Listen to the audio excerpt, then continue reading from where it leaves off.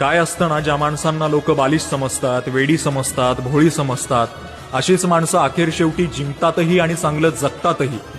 पण जी माणसं स्वतःला शहाणं समजतात, कांड करतात, एखाद्याच्या मागणं काड्या करतात किंवा एखाद्याला फसवतात, अडवणूक करतात, लुबाडणूक करतात, गेमा करतात, अशी माणसं नीट सुखाने जगतही नाहीत आणि जिंकतही नाहीत.